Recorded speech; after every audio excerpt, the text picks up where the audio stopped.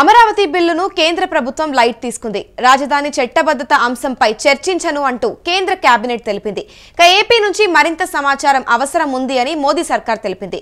ఈ దఫా పార్లమెంట్ సమావేశాల్లో చర్చకు నో ఛాన్స్ అంటూ వచ్చే పార్లమెంట్ సమావేశాల్లో అమరావతి బిల్లు వచ్చే అవకాశాలున్నాయని తెలిపింది. సాంకేతిక సమస్యల పరిష్కారంపై ఏపీ కసరత్తు చేస్తోంది.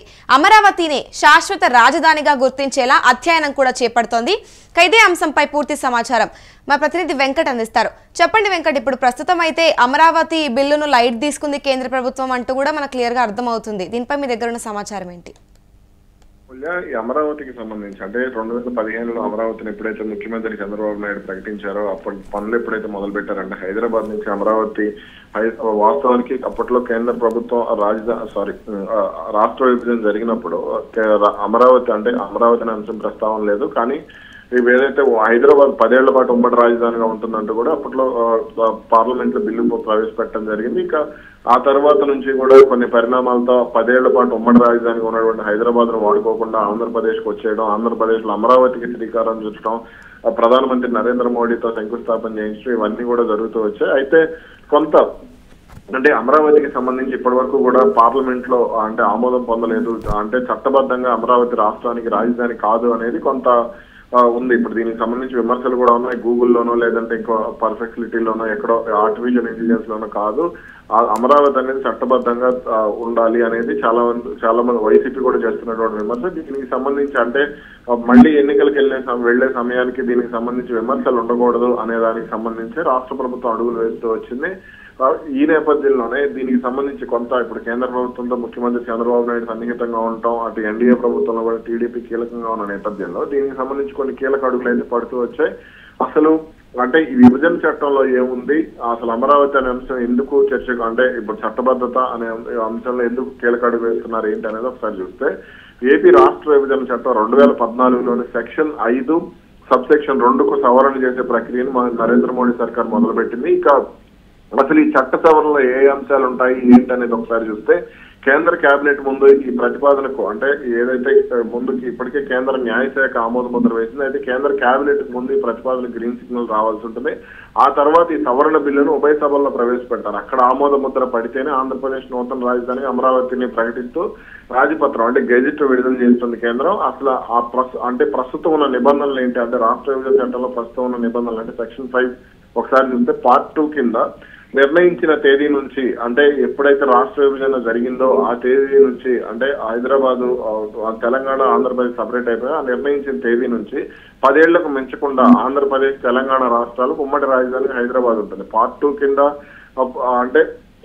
సబ్సెక్షన్ 5 సబ్సెక్షన్ 1లో పేర్కొన్న గడువు ముగిసిన తర్వాత తెలంగాణ రాజధానిగా మాత్రమే హైదరాబాద్ ఉంటుంది. ఆ తర్వాత ఆంధ్రప్రదేశ్ కు నూతన రాజధాని ఏర్పాటవుతుంది.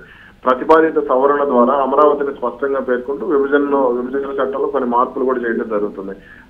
ఈ చట్టంలో ఉన్న దాని ఏదైతే పార్ట్ 2(5) సబ్సెక్షన్ 2లో ఉన్న దాని ప్రకారం ఆంధ్రప్రదేశ్ కు నూతన రాజధాని ఏర్పాటవుతుందనే వ్యాఖ్య స్థానంలో అమరావతి కేంద్రంగా ఆంధ్రప్రదేశ్ కు నూతన రాజధాని ఏర్పాటైంది అనేది ఇదంతా కూడా చట్టపరమైన వ్యవహారం. అట్లా బిల్లులో దాన్ని పెట్టనున్నారు. కానీ ఇప్పుడు దీనికి సంబంధించి రాష్ట్ర ప్రభుత్వం ఎంత పట్టుదలగా ముందుకు వెళ్ళినప్పటికీ కూడా కేంద్ర ప్రభుత్వం మాత్రం దీనికి సంబంధించి మరింత సమాచారం కావాల్సి ఉంటుందంటూ కూడా రాష్ట్రానికి లేఖ రాసింది. ఇక ఒక రకంగా చెప్పాలి అమరావతి బిల్లును కేంద్ర ప్రభుత్వం లైట్ తీసుకుంది అనే విషయం అయితే స్పష్టంగా అర్థమవుతుంది.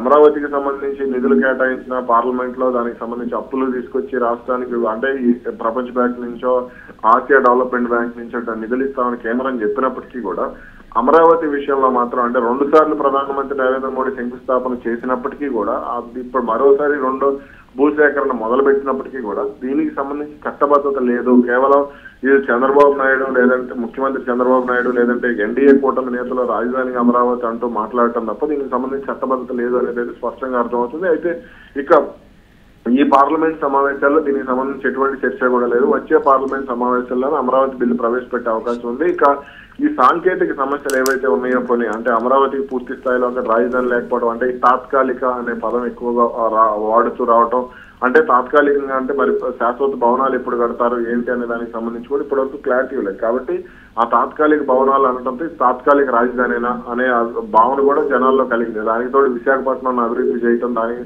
వచ్చే ఐటీ పరిశ్రమలన్నీ కూడా విశాఖకే తీసుకురావడంతో అసలు రాజధాని సంగతి ఏంటి అంటే క్వాంటమ్ వ్యాలీ ఇవన్నీ ప్రకటించినప్పటికీ కూడా అసలు అమరావతి సంగతి ఏంటి, అమరావతి భవిష్యత్తు ఏంటి అనే ఆందోళన అయితే రాష్ట్ర ప్రజల్లో నెలకొంది. రైట్, మరి వెంకట్ ఇప్పుడు చూస్తే ఈ పార్లమెంట్ సమావేశాల్లో మాత్రం చర్చకు నో ఛాన్స్ అని అర్థమవుతుంది.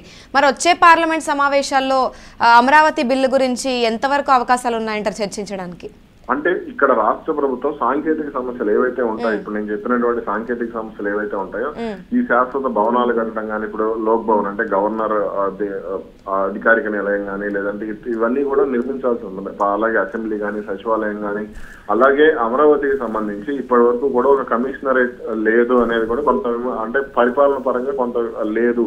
అంటే కమిషనరేట్ లేకపోవడంతో ఏదైనా ఇప్పుడు శాంతి భద్రతల అంశం ఉందనుకోండి, దాన్ని దాదాపు గుంటూరు జిల్లా నుంచి నిర్వహిస్తూ ఉంటారు. అంటే గుంటూరు ఎస్పీ పరిధిలోకి వస్తున్నారు. విజయవాడకి సమీపంలో ఉన్నప్పటికీ కూడా, గుంటూరు కంటే విజయవాడ దగ్గర అయినప్పటికీ కూడా గుంటూరు జిల్లా పరిధిలోకి రావడంతో, గుంటూరు పార్లమెంట్ పరిధిలోకి రావడంతో అటుగానే అది వెళ్లే అవకాశం ఉంటుంది. అంటే ఏదన్నా శాంతి భద్రతలు కానీ, లేదంటే గెస్ట్ హౌస్లు కానీ ఇవన్నీ పెట్టాలి అంటే అది గుంటూరులోనే చేస్తున్నటువంటి పరిస్థితి. కాబట్టి ఇవన్నీ కూడా సాంకేతిక సమస్యలు ఉన్నాయి. రెవెన్యూకి సంబంధించి అమరావతిని స్పెషల్ రెవెన్యూ డివిజన్ గా గుర్తించాలి. అమరావతిని సపరేట్ జిల్లాగాను, ఇప్పుడు హైదరాబాద్ ఉంది, హైదరాబాద్ లో సపరేట్ జిల్లా చేశారు. లేదంటే చెన్నై ఉంది, చెన్నై అలాగే ఉంటుంది, ముంబై అలాగే ఉంటుంది. కాబట్టి అలా ఒక సపరేట్ జిల్లా చేసి దానికి ఒక రెవెన్యూ డివిజన్, దానికి ఒక పోలీస్ కమిషనరేట్, అదేవిధంగా ఇప్పుడు అమరావతికి సంబంధించి అమరావతి పోలీస్ స్టేషన్ అని చెప్పడానికి అమరావతిలో ఎటువంటి ఇవి లేవు. కాబట్టి దీని ఏదో Tullur police station, Mandadam police station ఇటువంటివి మాత్రమే ఉన్నాయి.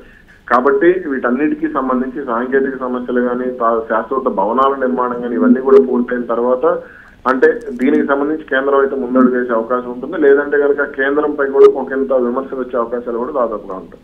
Right, thank you Venkat. చూసుకుంటే అమరావతి బిల్లును కేంద్ర ప్రభుత్వం లైట్ తీసుకుంది అని అర్థమవుతుంది. రాజధాని చట్టబద్ధత అంశంపై చర్చించను అంటూ కూడా కేంద్ర కేబినెట్ తెలిపింది. ఏపీ నుంచి మరింత సమాచారం అవసరం ఉంది అని మోదీ సర్కార్ తెలిపింది.